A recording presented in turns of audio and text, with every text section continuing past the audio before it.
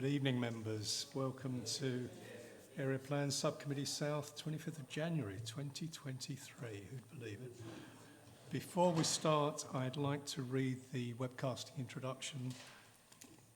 I would like to remind everyone present that this hybrid meeting will be broadcast live to the internet or filmed, and will be capable of repeated viewing or other such use by third parties. Therefore, by participating in this meeting, you are consenting to being filmed and to the possible use of those images and sound recordings for webcasting and or training purposes. If any public speakers on Zoom, I don't think there are any, do not wish to have their image captured, they should ensure that their video setting throughout the meeting is turned off and set to audio only. Please be aware that if technical difficulties interrupt the meeting that cannot be overcome, I may need to adjourn the meeting. And members are reminded to activate their microphones before speaking and to turn them off at the end. Thank you. Item 2, members, advice to public and speakers attending the Council Planning Subcommittees on pages 5 to 8, as always. We go to item 3, apologies for absence. Yes, Chairman. We have apologies from Councillors Barnott, Bob Jennings, Judy Jennings, Jogia and Owen. Thank you, members. Just in introductions, my name is Ken Williamson, I'm the chair, my vice chair Smriti Patel. To her left is Democratic Services Jackie Leither. Our planning officer tonight is James Rogers, and I believe it's Natalie on the webcasting. Thank you. And I will be a voting chair if necessary tonight.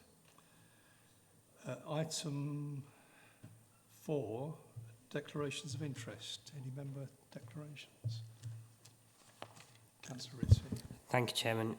Was just looking through the speakers list actually that Jackie kindly sent earlier. I'd like to declare an interest in item.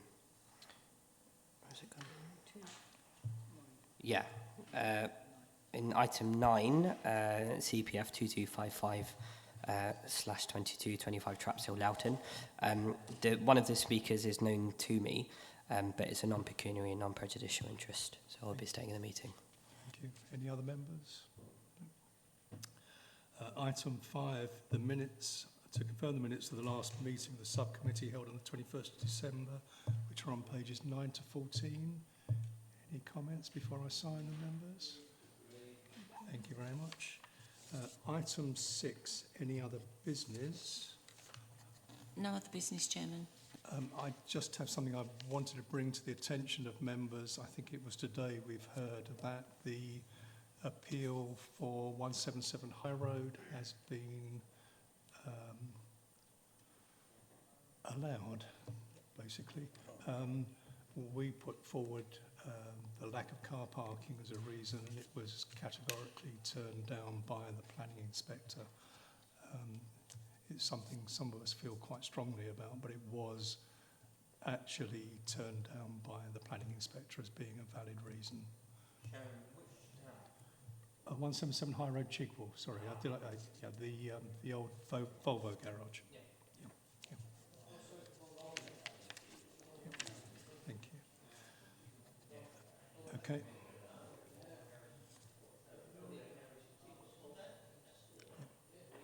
Okay, moving on, members.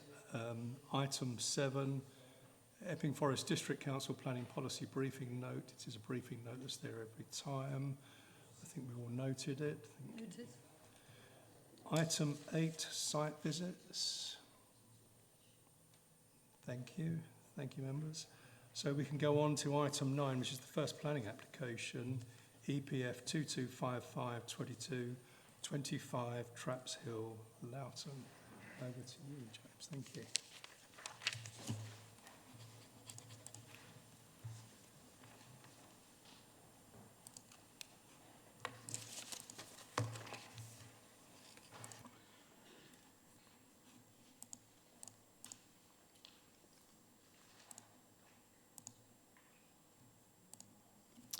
Thank you, Chairman.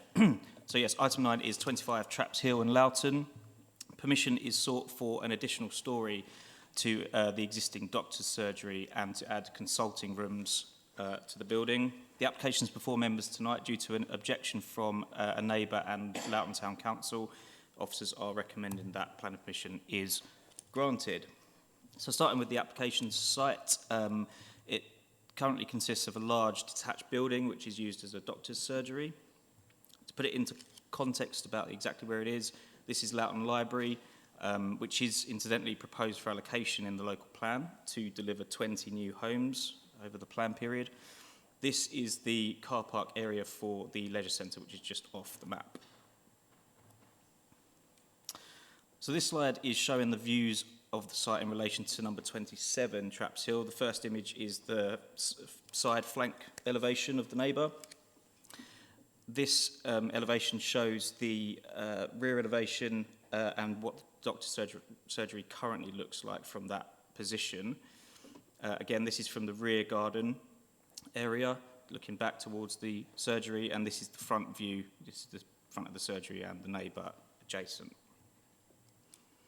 And this is the current view from the street. You can see Traps Hill does have rather a pronounced slope, and you can just see the roof profiles look relatively similar when you look at the street view here. So turning to the proposal, as I said, it's for an additional storey to the doctor's surgery. These are the existing and proposed street scene elevations. The additional storey is, frankly, an obvious addition when viewed from the front. It will result in a similar height to the adjacent house. It acts as something of a transition between the edge of the town centre and the more residential parts of Traps Hill. So the new storey will add an additional 212 square metres, which will create 8 new consulting rooms and associated waiting area here. Incidentally, there are no side windows proposed, which could potentially overlook the neighbour to the east. This drawing shows that the blue line of this drawing shows the height of the existing building, and the existing hedge is shown as this green area here. The existing surgery already extends 10.6 metres beyond the rear elevation of number 27, Traps Hill. The eastern elevation is the one that fronts onto the neighbour, so this elevation here. There are very few windows proposed. There's a small window here, which will be obscure glazed. The flank wall of the neighbour, as showed on the previous image, is approximately 11 metres away from where the proposed extension will be. It contains 2 non-habitable room windows, and such a significant distance will ensure the proposal won't result in any significant loss of light or privacy. So finally, there won't be any increased level of parking proposed. It's still 11 car parking spaces. There is a public pay and display car park within a 2 or 3 minute walk, and 6 additional cycle spaces are proposed as well. The proposal will allow the surgery to increase its patient list and provide other medical services in the local community in an accessible and sustainable location. It has an acceptable appearance in the street scene and wouldn't have an adverse impact on highway safety or the living conditions of the neighbour. So it is therefore recommended that planning permission is granted. Thank you. Thank you. We have one speaker on this application, the applicant, Dr. Lakhvinder. You have 3 minutes. Thank you. Thank you, Chair. My name is Dr. Lakhvinder La. I'm a GP at the Loughton Surgery, a GP partner, and I've been working there for the past 15 years.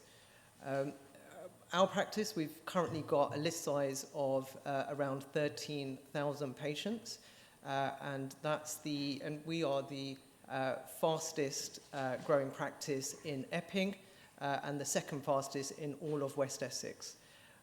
We anticipate that the rate of this rise will increase further because of the several hundred additional dwellings that are being proposed. Based on NHS England calculations, we have a space deficit of 377 square metres, and with our proposal, which also actually makes us the second most space deficient practice in all of Epping.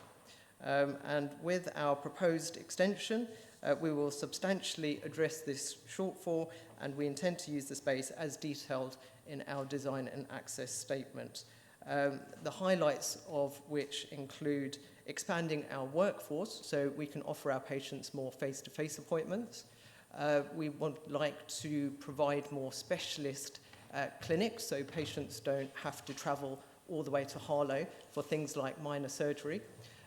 We would like to provide more holistic care for our patients by working more collaboratively with our community providers such as district nurses, health visitors, and also our allied healthcare professionals. So this includes people like pharmacists, social prescribers, health and wellbeing coaches, and mental health practitioners, as well as the voluntary sector.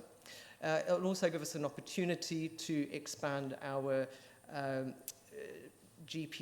our training commitments. So we'll be able to train more doctors and nurses, which will hopefully create a more sustainable workforce in the locality in the future. Our proposal is in line with the national policy, national planning policy framework, and also the NHS England strategy. We've also had discussions and have the support of our Herts and West Essex ICB estates team as well. The report articulates the care with which the design was developed in consultation with planning officers to iron out any specific concerns of the neighbouring property. An accurate survey identified the significant drop in levels between our site and the house at number 27. This prompted a redesign of the roofscape. So in architectural terms, the design accepts the constraints imposed by the existing aesthetic, though replicates the language of the prevailing street scene in the form of bays, hipped and cat-side slide roofs, to break down the scale, creating a building which will blend into the neighbourhood. I need you to just, I need you to just final, sum up. yeah. We hope you will support and approve our application. Our architect is also present at the meeting, and we're happy to take any questions. Thank you. Thank you. Members, Councillor Kaufman, you're one of the ward councillors, I believe. Yeah, thank you, Chair. Obviously, I know the site very well. Can I just see the floor plan again, please? It's quite a small detail, so I just want to understand how the additional floor would be used.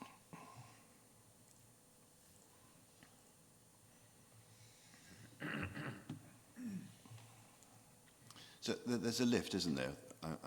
Is there a lift going in? There's currently a lift, and it will go to the Fine, okay. Fine.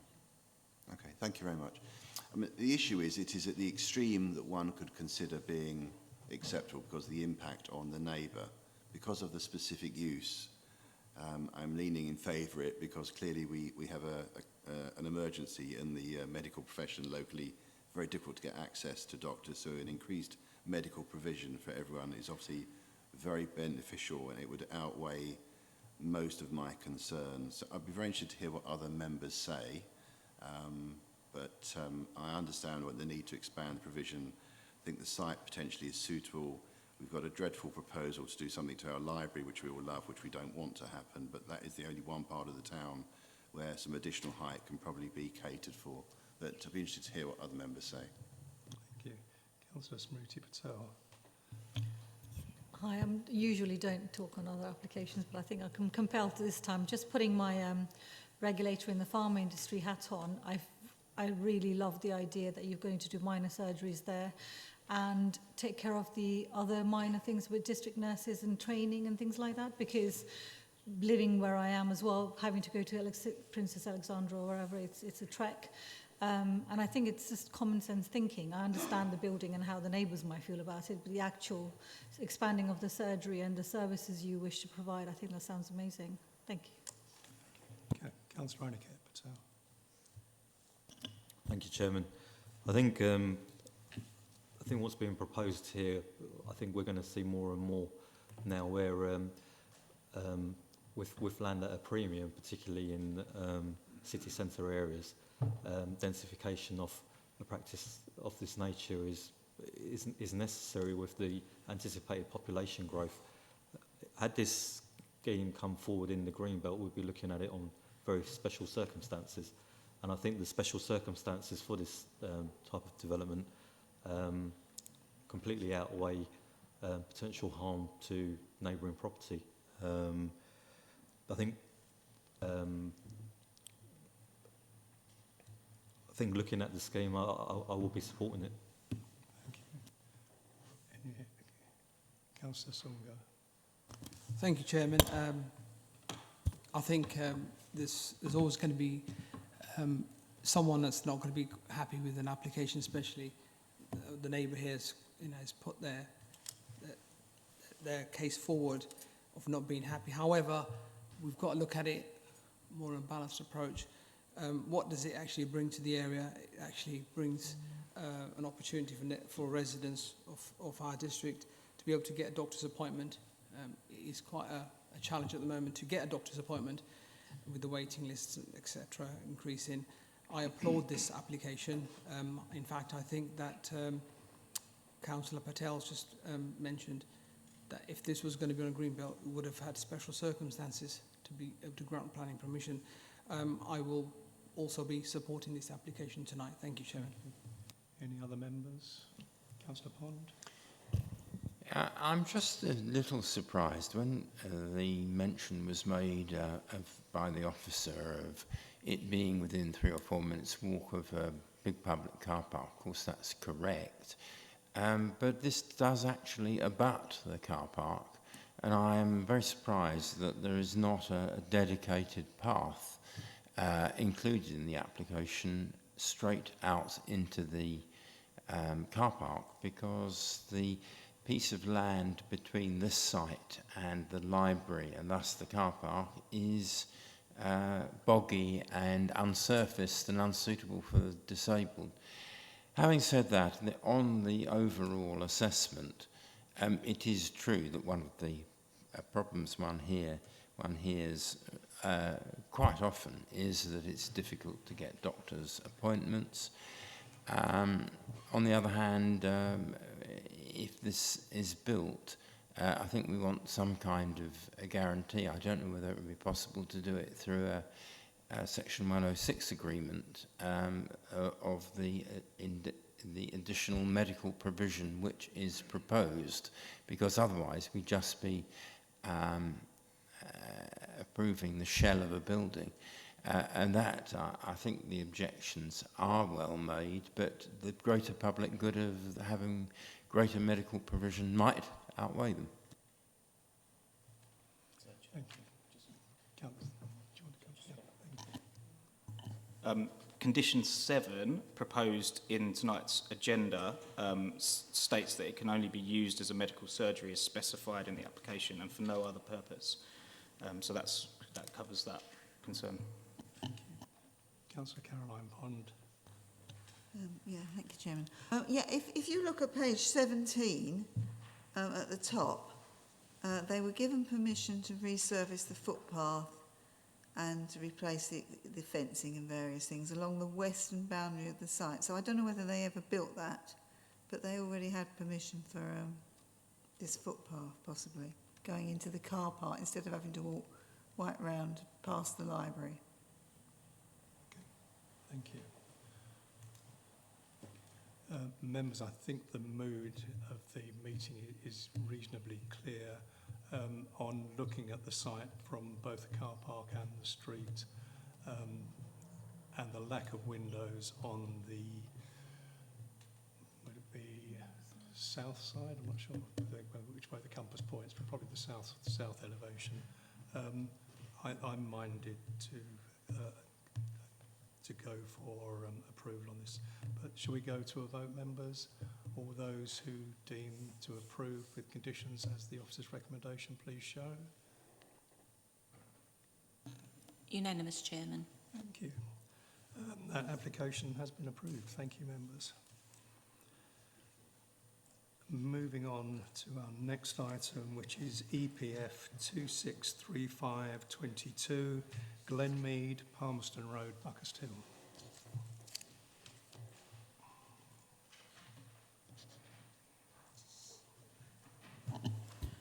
Thank you, Chairman. Yes, item 10, Glenmead on Palmerston Road in Buckhurst Hill. The proposal is for an additional floor above much of the existing building to provide 5 new dwellings on the site.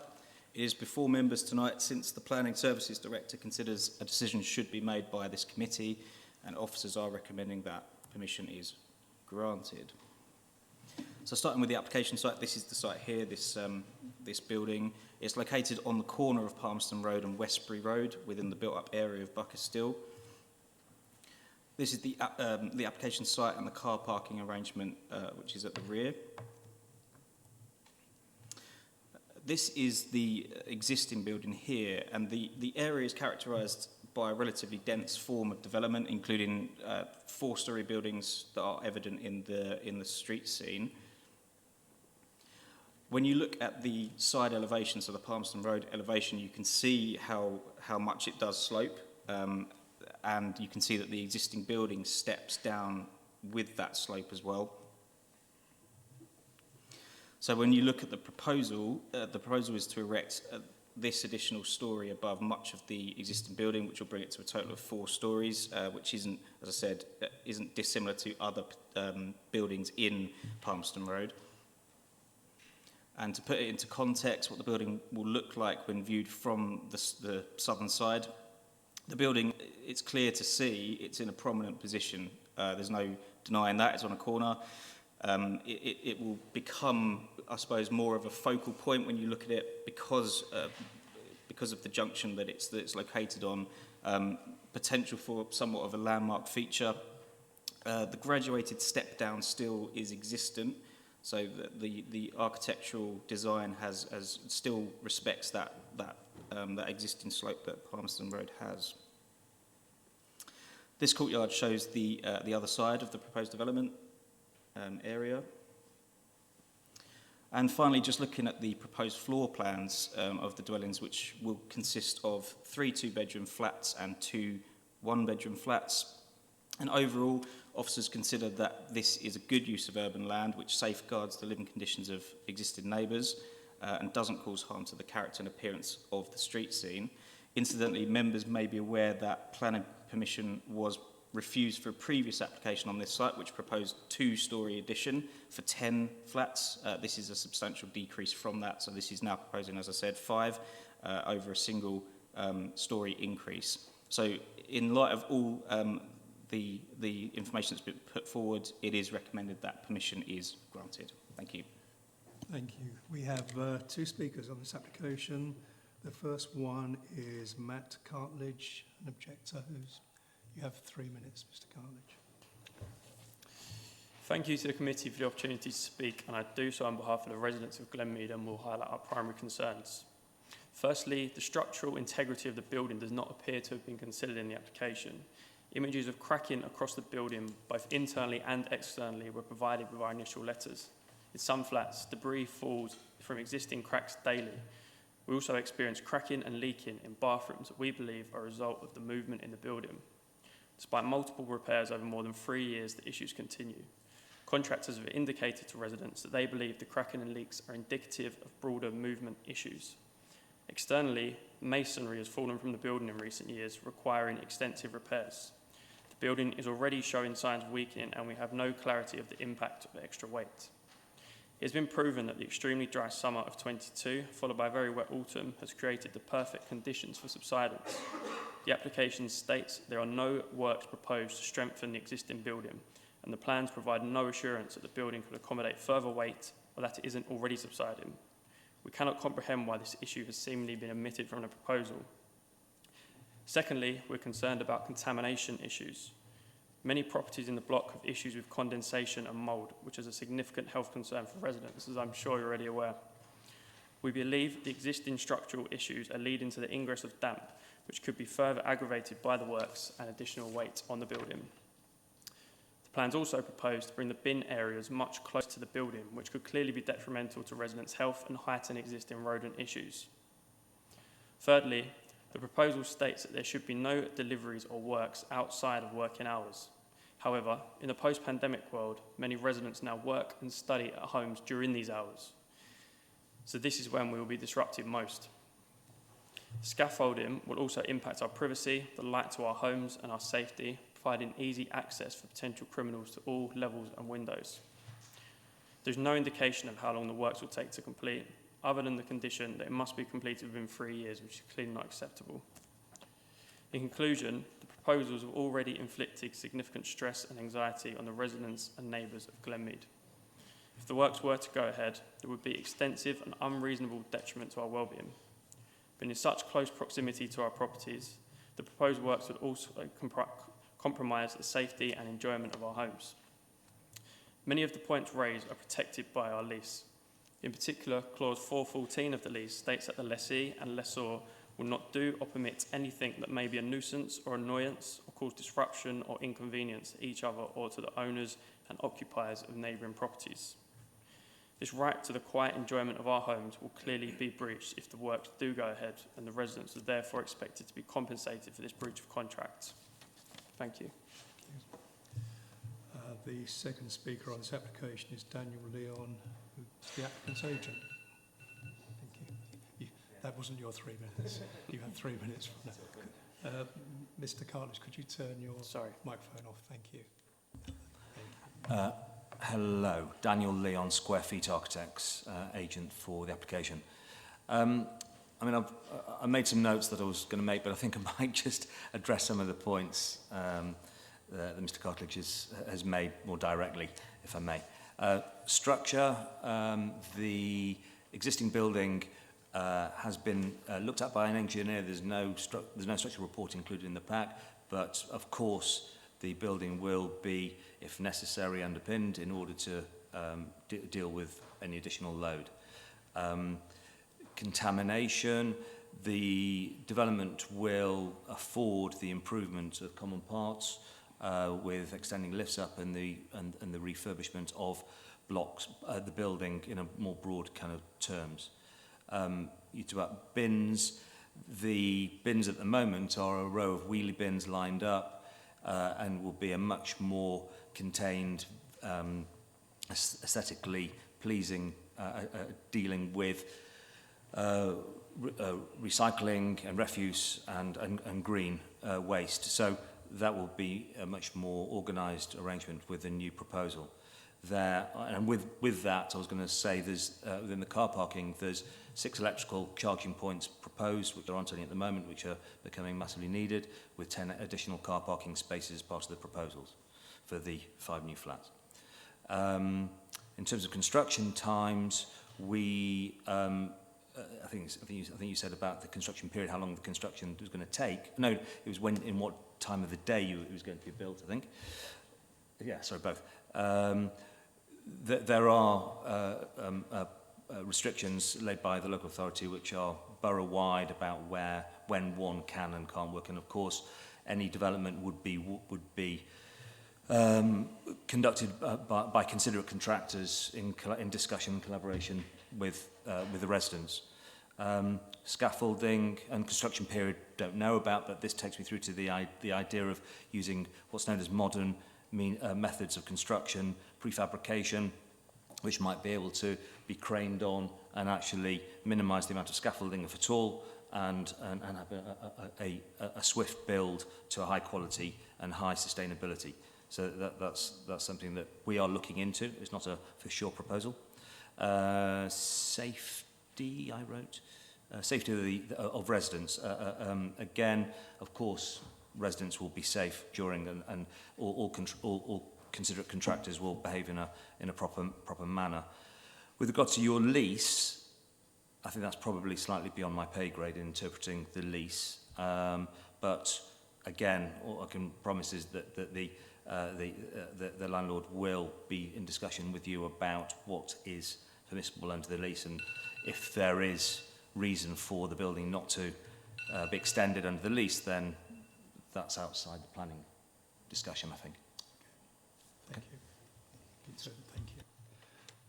Thank you, members. I'm one of the ward councillors. Does any of the others want to go before me? I think it's on, as has been described by the officers, on a very prominent corner of Palmerston Road.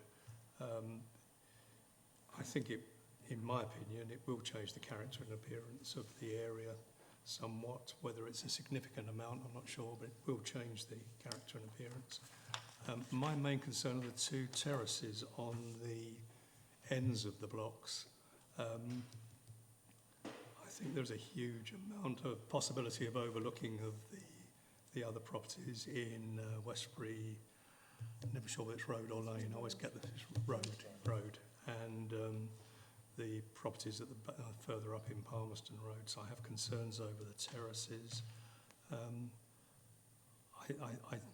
The officer mentioned the first scheme of two, and it was refused, and maybe it's a matter of ask for two, then we're quite pleased we only get one, I'm not sure, but I had misgivings about the application.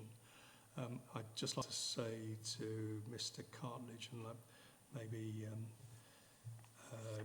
Mr. Rogers can back me up on this. I think most of the points you've raised, although totally valid, are not actually planning matters that we can consider. The structural stability will come under building control, subsistence, contamination are all building control. And the legal one, it either is legal or it isn't, and it's not for this planning committee to decide whether it is, but they're all valid points you've raised. But I don't think we can take too many of them into account in our decision. We've got Councillor Lyon wishes to speak. Thank you, Chairman. Yeah, I think we're going to see a lot more of these types of developments where people are going to be looking to build onto existing properties. I just wanted first some clarification on what we're actually being asked here. This is the application seeks prior approval under sort of general permitted development. So can we get some clarification on what that actually means, and then I'll come back. Thank you. Yes, of course. So under the prior approval scheme, you have to comply with a first set of criteria. So it's factual elements that are set out in the legislation that have to be complied with. So it's basically yes or no answer. This particular development complies with that. Then the more subjective matters, the ones where decision making it plays a part, is where we're at now. So this is where we look at things like the external appearance of the building, how it impacts the neighbours potentially. So that it's quite a narrow scope. So it's a bit like a planning application, but it's more of a narrow scope, and you have to comply with the factual part of the legislation first. But like I said, we're at that subjective bit where we have to decide, or committee has to decide, whether or not it fulfills the high quality design and doesn't affect the neighbours, etc.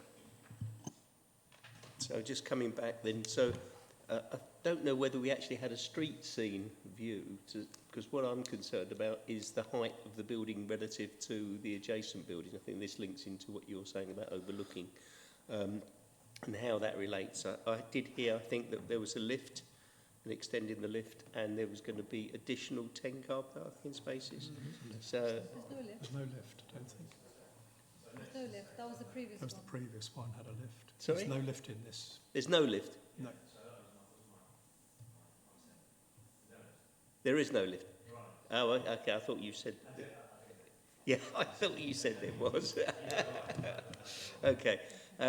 So, yeah, just thinking about that and access, obviously. But I'm really concerned about the overlooking the height of the building in terms of street scene. So if we could get some clarification on that.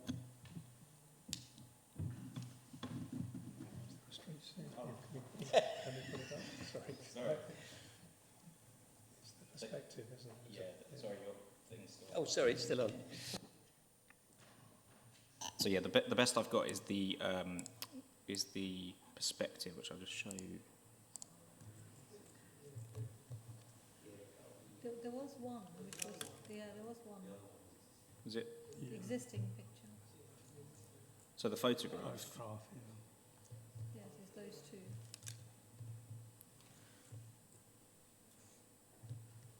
Does,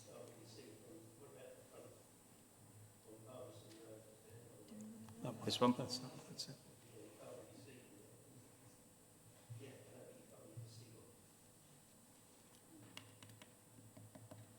Does that answer your question, Councillor Lyon? Okay. I'm not sure what else we can do tonight to help you on that. Councillor Sunga. Thank you very much, Chairman. I think Councillor Lyon just asked the question there. I don't think it was answered, or maybe I'm not listening. 10 vehicles, an additional car parking for 10 more vehicles. It's going to be carved out of the existing car park that's already got 15 flats servicing it. Do we know how many actual parking spaces there are at the moment? And it's going to increase by 10. And my other question is, if you're carving out, if you're making the other bays smaller, are they actually meeting the criteria for Essex highways? I mean, unless the cars have gone smaller, but my thinking is cars have gone bigger. My understanding is that at the moment there are 8 spaces, and there will be an additional 10. And the spaces that are proposed, they do fit the sizes dictated by Essex County Council in terms of the parking space standards. So they would be parking spaces, and also, as I set out in the presentation, they'll have electric charging points as well. Councillor Heap, I've got next on the list. Thank you. Could we have the perspective drawing up again from the front? I mean, there's nowhere this height in Buckerstill at all, apart from maybe near the cricket club at the top of the road. No, the drawing. See, how big is that person in the front? This is a highly subjective or a highly altered perspective. That doesn't really give us any indication as to how high this is going to be. What's the internal height of the new unit? Proposed.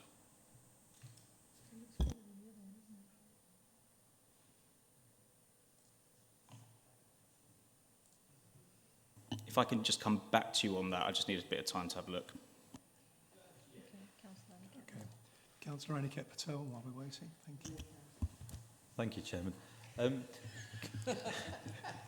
Can we go back, can I ask the officer to go back to the image that he's shown looking up Palmerston Road, please? I just want to confirm, is that the existing or is that the proposed? Not that one. There's one where you can see the actual, we can see the roundabout. No. This one here. So this is the existing, isn't it? Correct. So if you compare this image, and you look at the height levels of what's being of the existing Glenmead and the properties opposite, at the moment they're balanced in terms of its height. You've got the same number of stories. If you put another story up on top on Glenmead, it's going to completely unbalance what is a very prominent position within Buckerstill. Buckerstill is already the most densely populated parish in the whole district, and you know, any schemes that come forward are just going to exacerbate on that. We've already, whether it's, you know, a couple of flats or 5 flats or however many, but it's still going to densify the area. When considering this scheme, we haven't got clear street scene images of the proposed elevations. So what would have been useful is one looking at Glenmead coming down Palmerston Road and one on Westbury Road, just to judge the impact that this would have on the properties on Westbury Road. Because obviously with an additional floor it will have some impact, but we can't gauge what level of impact that's going to have. Also as well, if there's going to be a reciting of the refuse as mentioned by the objector, can we see where it's being recited, please, and whether it's going to impinge on residents' amenity?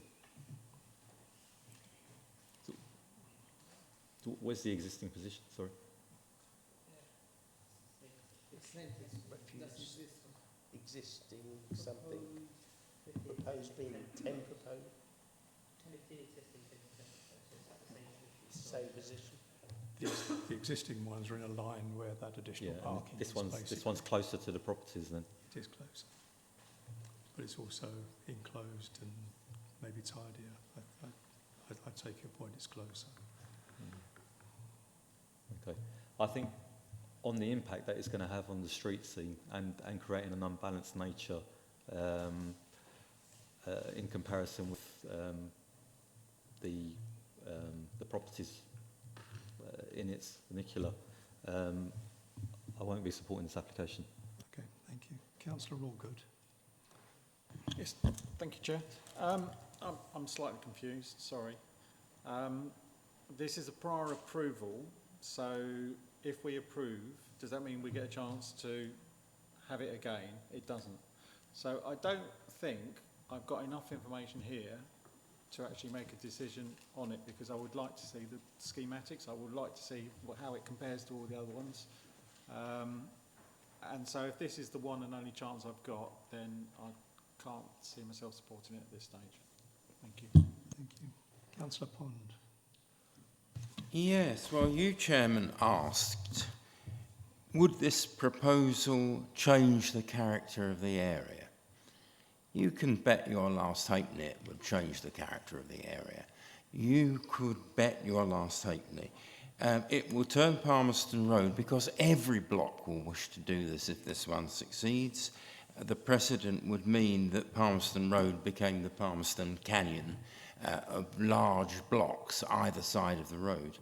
This particular block was built in 1964 on the site of a single house, Glenbervie, and the plot was bisected and squeezed in along the frontage, possibly to assuage the planners of the time of stepping down to domestic size.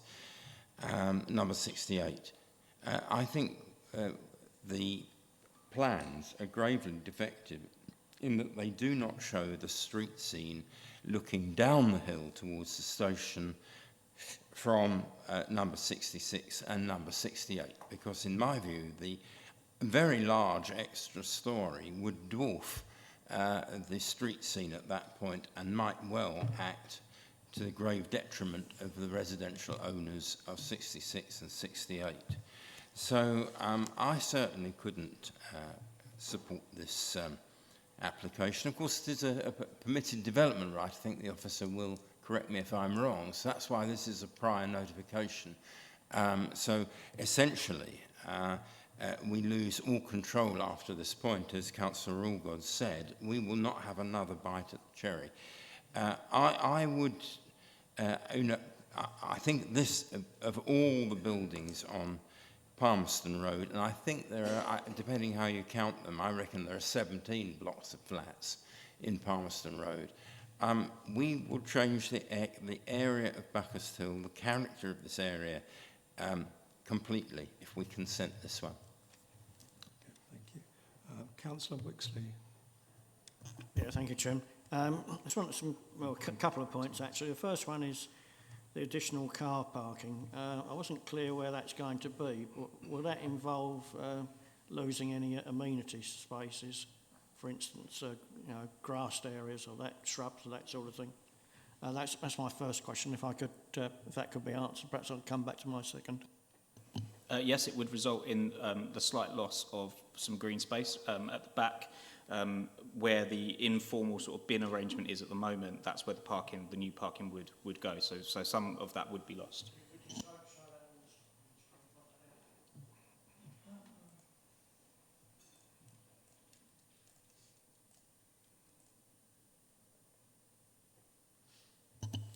So it's this area here is where the new parking will be. So is that a sort of green amenity space at the moment? It is green at the moment, yeah. We'd be talking about less amenity space for more residents. That's what it would amount to, wouldn't it? Yeah, I'm not sure I'm keen on that. But anyway, the other thing I was really interested in, I think you may have referred to it earlier, but it's sort of some technical information in bottom section on page 29 where it says main issues and considerations. Is this reference to GPDR? I'm not quite sure what that stands for, but in addition to that, in item C at the bottom, although Councillor Pond has just said the building was built in 1964, I was a bit curious about the building that was built between 1948 and 2018. So I wasn't clear if that was one specific date or if it took between 1948 and 2018 to build it, which is 70 years, which seems quite a long time. So I just wondered if you could clarify, or does it refer to certain conditions of buildings built during that time? So I don't know if you can answer that for me. I think it has to be built within those periods, but... That's correct.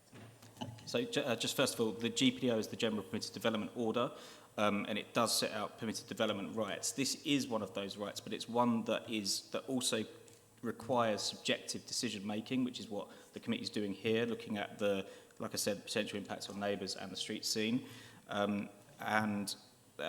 In relation to the second question, the 1948 marks the inception of the planning system as we know it today. So anything after that would be, on that date, would be the original house. And what the government says is that up to 2018 is the appropriate time. So any new houses, for example, wouldn't be able to benefit, or any new flats, for example, wouldn't be able to benefit from that particular right. Before we carry on, do you have an answer to Councillor Heap's height question? Yes, I do. So the total height will be up to around 12 metres, so 11.8, and the new height of the top section will be approximately 3 metres above. Sorry, it was the internal height.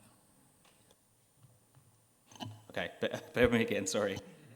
I think it said it was the same height as the other floors somewhere in the documents, but... Yeah, but that's quite an important thing, because if it's greater than any of the heights on the other floors, then doesn't fall within permitted development. Exactly. Yep. The inside is 2.4 metres, which is the same as the others. That's an 8-foot ceiling. Is that likely in a 1964 building? I'll refer to Councillor Pond on that one. It's 2.4 metres. I haven't got the conversion here. Councillor Patel? Just from the previous discussions about doctor surgery, etc., we are completely oversubscribed for doctor surgeries and with the local school knowledge as well. But they're all oversubscribed, so there's no school places and there's no doctor surgery spaces. I thought I'd just throw that in there. Thank you. Thank you. Any other member wish to? Councillor Pond. Just a supplementary for the officer, really. I'm unfamiliar with this process, but if we were to consider the application for prior notification and refuse it, then is it not open to the applicant to put in a full planning application for this? So we wouldn't be closing the door to any development on this area, but we would be closing the door on the shortcut. That's right. Members, if you decide to refuse that, there is the right of appeal for the applicant, but also it doesn't shut the door in any sense in any subsequent planning application. It would, of course, be a material consideration for any subsequent application going forward. The motion would be to consider the prior notification but refuse it. Correct. Councillor Patel. Chairman, sorry, can I ask the officer to clarify the impact on number 2 Westbury Road, please? Because I can't see any commentary in the report on that. The report summarises that, in officer's view, there will be no significant impact on that neighbour. If members make the decision that they have a different view, then you're within your rights to do so. Members, I know nobody else wishes to speak. We have the officer's recommendation is to approve with conditions. All those who wish to approve on that basis, please show. All those against approval on that? Unanimous, Chairman. I'm going to reasons for refusal. I'd like to one of the reasons for refusal is its prominent position and the significant change to the character and appearance of that part of Buckhurst Hill. I wouldn't include car parking after the last two decisions we've had. Quite. Councillor Pond and then Peg. Sorry,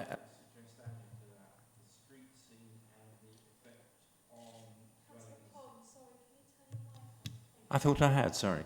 Could I add to that? I mean, I presume we would be refusing prior approval on the grounds of what you've just stated, plus the, I would say, the effect on dwellings at number 66 and 68 Palmerston Road. Councillor Patel. Just one further point as well. I think it's more from a building regs perspective, but because we are going, well, because the proposal was to go up an additional storey, it would have taken it above, I believe, the threshold for, I think it's 11 metres, which requires additional fire prevention measures. But I think it's, I think that's the building regs I think it's point. building regs, and yeah, there are ways around it. Can we add in about the lack of amenity as well, which is going to be caused by the recycling of the bins and car parking space? Loss of amenity space. Yeah, I'm happy to do that. So, members, we have... Chair, could I just come in briefly? Please do. Sorry, just can I also suggest, if members are minded to refuse, a reason for refusal based on the Epping Forest Special Area of Conservation, since it can't be secured, the financial contributions required. Thank you. Okay.